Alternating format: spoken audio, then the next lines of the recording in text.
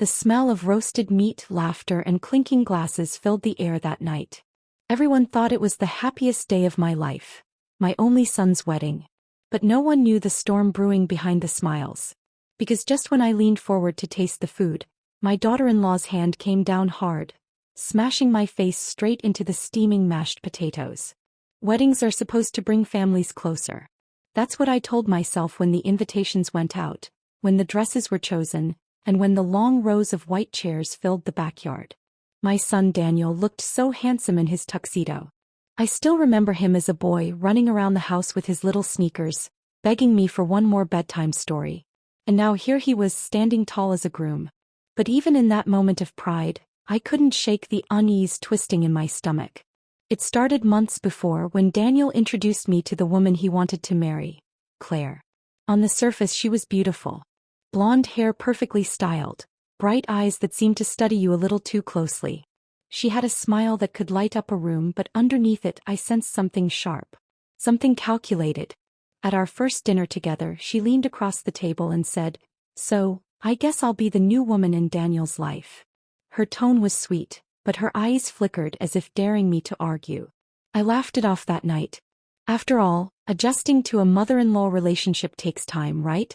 I told myself not to overthink it. But then little comments started piling up. Subtle digs, mocking questions about how I raised Daniel, sly remarks about my cooking or my clothes. Kept my lips sealed. Daniel was in love and I didn't want to be the mother who ruined it. The wedding day itself looked like a fairy tale.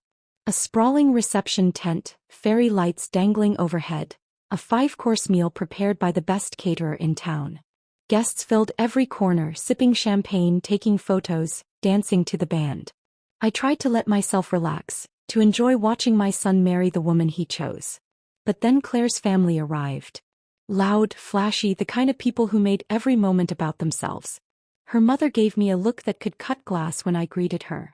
Her father slapped Daniel on the back so hard it nearly knocked him off balance. And Claire herself, she glided through the crowd like she already owned it. Dinner was served after the vows. The long tables gleamed with crystal glasses and gold-trimmed plates. I sat near Daniel and Claire because of course the groom's mother belongs at the head table. At least that's what I thought. But Claire whispered something to Daniel, and suddenly I was told to move 2 seats down, squeezed between 2 distant relatives I barely knew. I swallowed the sting and forced a smile. Then came the food. Platters of steak, green beans, gravy, and of course the fluffy golden mashed potatoes everyone had been waiting for. I reached forward to scoop a small serving. The scent of butter and cream rose up, warm and comforting. For just a second I let myself breathe. Maybe the night would pass without trouble, but Claire's eyes caught mine across the table. They didn't look joyful or loving or even tired. They looked hungry, for power, for control. And then it happened. A sudden shove. My hands slipped on the edge of the table. Before I could stop it, my face slammed forward into the steaming mashed potatoes, heat searing my skin. Gasps rose around me. Laughter followed from the far end of the table. And when I lifted my head, potatoes dripping from my hair and cheeks, I saw her smirking. My daughter-in-law. The bride. This wasn't an accident. This was war. Hi everyone, drop a comment and tell me where you're from. Don't forget to subscribe and hit the like button. Enjoy listening. The room froze for a heartbeat. All I could hear was the faint clink of a fork being dropped somewhere down the table. Mashed potatoes slid off my chin and onto the white linen napkin draped across my lap. My skin still stung from the heat. I expected Daniel to stand up, to rush over, to defend me the way a son should. But when I looked at him, he wasn't moving. He just sat there, stiff, caught between his mother and his new bride. His eyes darted nervously like a man trapped in a cage. Claire broke the silence with a laugh so sharp it sliced through the air. "Oh my gosh, I'm so sorry," she said loudly, placing a hand over her chest as if shocked. "I didn't see you leaning in. My elbow must have slipped." Her words dripped with sweetness, but her eyes told the truth. They glittered with amusement, daring me to speak out. Guests began murmuring. Some shook their heads, pretending not to notice. Others covered their mouths, whispering behind their napkins. And still my son, my own flesh and blood, said nothing. I dabbed at my face with a napkin, forcing my trembling hands to steady. My instinct screamed to stand up, to scream at her in front of everyone. But a deeper voice inside me whispered, "Not yet. Don't give her the satisfaction." So I swallowed the humiliation. I smiled through clenched teeth. "Accidents happen," I said, my voice steady but thin. The band started up again, trying to smooth over the tension. People turned back to their plates, though I could feel their eyes on me. Every bite of food tasted like ash in my mouth, but I chewed, pretending nothing was wrong. Except everything was wrong. As the night stretched on, I noticed how Claire's family circled around Daniel, pulling him into their conversations, their laughter, their plans. Every time I tried to get a word in, I was cut off. When I stood to take a photo with my son, Claire's sister swooped in first, dragging him away. And every so often Claire glanced back at me with that same smirk, her message clear: "You don't belong here." By the time the cake was wheeled out, my nerves were frayed. The towering white confection gleamed under the lights, and guests cheered as Daniel and Claire lifted the silver knife together. They fed each other cake with delicate little bites, giggling for the cameras. Then Claire leaned in, pressing her lips against Daniel's cheek, her eyes fixed on me the whole time. She wanted me to watch. She wanted me to know she'd won. But something shifted inside me then. A cold, steady flame lit in my chest. Maybe she thought I was weak. Maybe she thought I'd stay silent forever. But she was wrong. I bided my time, waiting for the right moment. When the dancing began, I slipped outside for fresh air. The cool night breeze hit my face, clearing the fog of shame that had clung to me all evening. From where I stood, I could see through the glowing tent, Claire twirling in her dress, Daniel following her lead. The picture of happiness. A picture painted over my pain. And I heard voices. I stepped closer to the side of the tent, staying hidden in the shadows. It was Claire. Her voice was low but sharp, carrying just enough for me to hear. "He'll never side with her," she hissed. "He's mine now. She's nothing. By the time I'm done, she won't even have a place in his life." A man's voice answered. Not Daniel's. Deeper, unfamiliar. "You'd better make sure of it. We can't afford any loose ends." My blood ran cold. Loose ends? What were they talking about? I strained to see, but all I caught was Claire's silhouette leaning in toward the shadow of another man, their heads close together. Then, as if sensing me, she turned slightly, her eyes scanning the darkness outside the tent. I ducked back, pressing against the wall of the house, heart pounding. Had she seen me? Because if she had, I knew one thing for sure. Tonight wasn't just about mashed potatoes anymore. Something far darker was unfolding right in front of me. And I was next. My pulse hammered so loud I was sure they could hear it through the canvas walls of the tent. I pressed myself flat against the house, every muscle tight, every nerve awake. The voices inside had gone quieter, but the words "loose ends" echoed in my skull. Claire wasn't just cruel. She was hiding something. Something big. I peered around the edge again, careful not to be seen. The crowd on the dance floor blurred together. Guests laughing, clapping, stomping their feet to the band's rhythm. But Claire was no longer in sight. The man she'd been whispering to? Gone as well. Where had they slipped off to? I moved quickly, circling around the side of the tent toward the parking lot. The cool night air was damp with dew, the smell of grass and gasoline mingling in the shadows. That's when I saw them. Claire and the tall man stood near a sleek black car, their faces half hidden by the dim security light overhead. I couldn't hear every word, but I caught pieces. "Papers are ready. Keep her out of the way. Daniel must never know." My stomach dropped. Papers? Keep who out of the way? Were they talking about me? I leaned forward, straining to hear, when suddenly, a hand clamped down on my shoulder. I gasped, spinning around, but it wasn't Claire. It was Daniel. "Mom, what are you doing out here?" he asked, his brow furrowed. His tux jacket was gone, his tie loosened as if he'd been searching for me. My voice shook. I swallowed hard. I just needed some air. His eyes softened for a moment, but then suspicion crept in. "You've been acting strange all night. You embarrassed Claire at dinner, and now you're sneaking around outside." Embarrassed her? The words cut like knives. She had shoved my face into boiling potatoes in front of the entire family, and somehow he thought I was the problem. I opened my mouth to defend myself, but Claire's laughter floated across the lot. She and the man were gone. Vanished as if they'd never been there. Daniel followed my gaze but saw nothing. "Mom," he sighed, his voice heavy, "I know it's hard, but Claire is my wife now. You have to accept her." The way he said it, final, unshakable, made my chest tighten. He didn't see what I saw. He didn't hear what I heard. And if I told him now, would he even believe me? I forced a smile. Of course, Daniel. I just needed a little time to adjust. He patted my hand like I was a child and walked me back toward the tent. But my mind wasn't on the music or the laughter anymore. It was on that dark figure, those secret words, and Claire's cold, triumphant smirk. The rest of the evening passed in a blur. I danced when I was asked, posed for pictures I'll never frame, smiled until my cheeks ached. But under it all, dread gnawed at me. By midnight, the guests began to leave. Cars pulled away, headlights cutting through the night.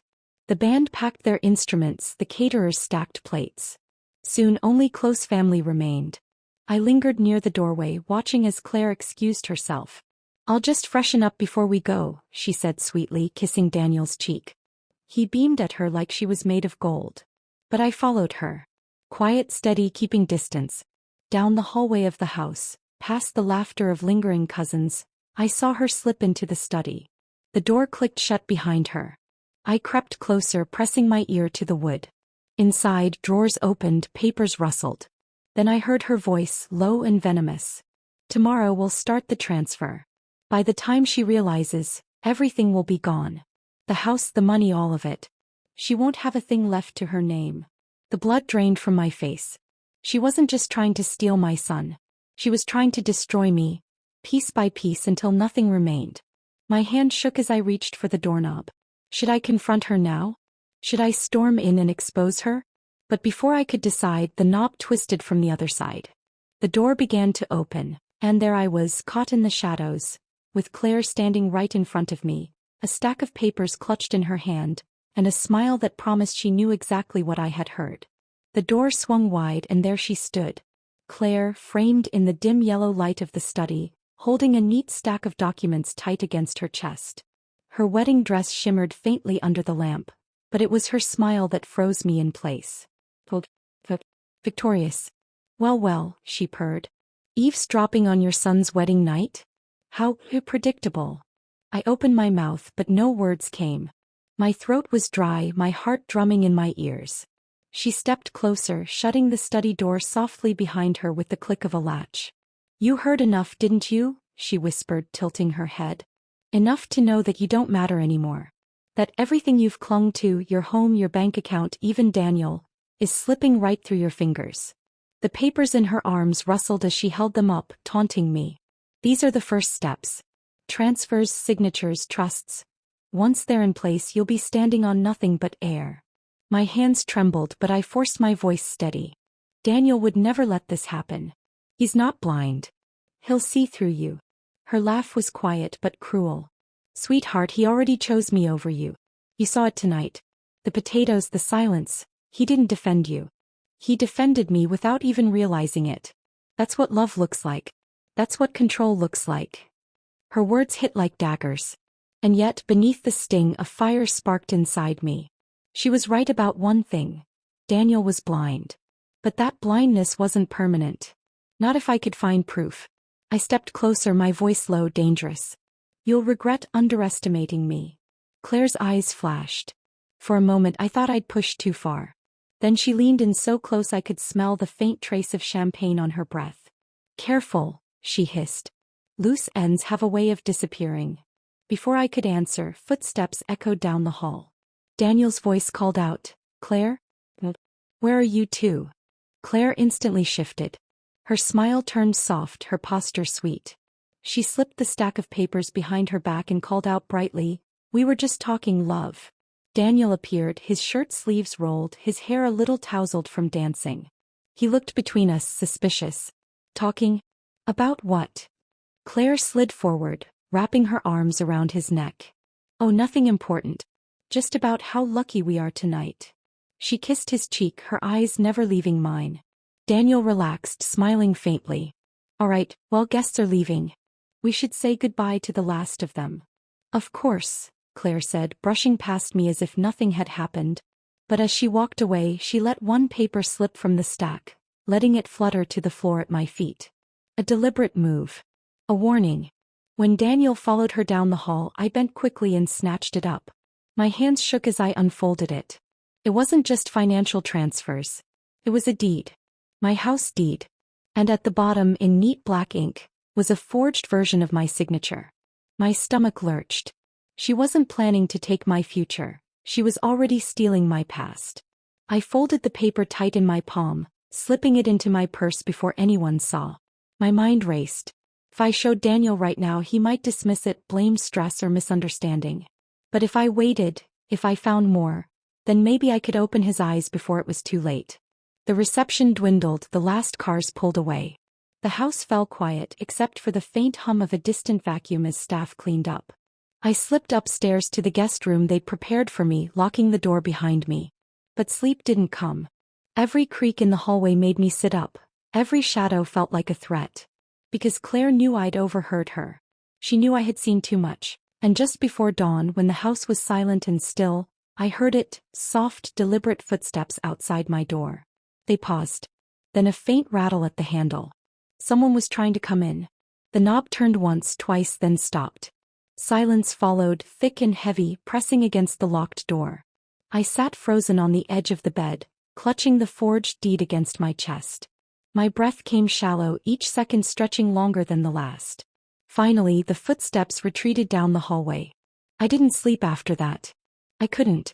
I sat in the dark, mind racing, until the first pale strands of dawn slipped through the curtains. By the time I heard voices downstairs, the decision was already made. I wasn't going to be silent anymore. When I walked into the kitchen, Daniel was at the counter pouring coffee, still in his rumpled tuxedo shirt. Claire stood beside him, radiant despite the late night, her arm draped around his. She looked up at me and smiled sweetly like the night before had never happened. "Good morning, Mom," she chirped. "Did you sleep well?" Her voice was sugar. Her eyes were knives. I sat down at the table, sliding the folded paper onto the polished wood. "I slept fine," I said evenly. "But maybe you'd like to explain this." Daniel frowned, picking it up. He scanned it once, confusion flickering across his face. "This looks like... Mom, why does it have your signature?" Before I could speak, Claire swooped in. "Oh, that," she laughed lightly. "It's just a mix-up with some legal documents. You know how these things are. Probably a copy the lawyer sent over, nothing to worry about." But Daniel's brow furrowed deeper. He looked again, tracing the neat black letters of my name forged across the bottom. "This isn't a copy. This is..." He looked at me, voice tight. "Mom, did you really?" "No," I snapped, standing so fast my chair scraped the floor. "I did not sign that. Claire forged it. I heard her last night. She's planning to transfer everything out of my name. My house, my savings, everything." The room went still. Daniel turned to Claire. "Is this true?" For the first time her mask cracked. Just slightly. A flicker of irritation crossed her face before she quickly smoothed it over. She laughed again, a little too loudly this time. "Really, Daniel? You're going to believe this? Your mother's been against me from the start. She's grasping at straws, trying to tear us apart." But Daniel didn't look convinced. He stared at the paper again, then back at me. "She's never lied to me," he said quietly. That's when Claire's smile vanished. The sweetness drained away, leaving something colder, sharper. She dropped her arm from his shoulder and straightened. "Fine," she said flatly. "If you want the truth, then here it is. Yes, I was going to take everything. Because she doesn't deserve it. Because you deserve better." Daniel's face paled. "What are you saying?" "I'm saying," she hissed, stepping closer, "that everything she has should have been yours all along. The money, the house, the security. She clings to it like a crown, but she's weak. And I'm not going to let her drag us down with her." Her voice rose, echoing against the walls. "I married you to build a future, Daniel. Not to play second fiddle to a woman stuck in the past." Daniel's jaw tightened. He looked at her as though he was seeing her for the first time. "Claire." His voice cracked. "You used me." She reached for his arm, desperate now. "No, no, I love you, I did it for us." But he pulled back, stepping closer to me instead. For the first time that night I saw it, clarity breaking through the fog. "You need to leave," Daniel said firmly. Claire's face twisted, rage boiling to the surface. She looked at him, then at me, her eyes burning with hatred. For a second I thought she might strike me right there in the kitchen. But instead she snatched up her purse, grabbed the rest of the papers and stormed out the back door. The slam echoed through the house like thunder. Silence settled again. Daniel sank into a chair, burying his face in his hands. "Mom," his voice was broken, heavy with guilt. "I'm so sorry. I should have seen it. I should have protected you." I placed a hand on his shoulder, my own heart aching. "Easy now. That's what matters." We sat there together, the morning sun streaming through the windows, the ashes of last night's chaos still smoldering around us. And though the scars of betrayal would take time to heal, one truth burned clear. Claire was gone. But her shadow would haunt us for a long time. Because as I looked down at the deed in my hand, one thought chilled me to the bone. She still had copies. And this war was only beginning.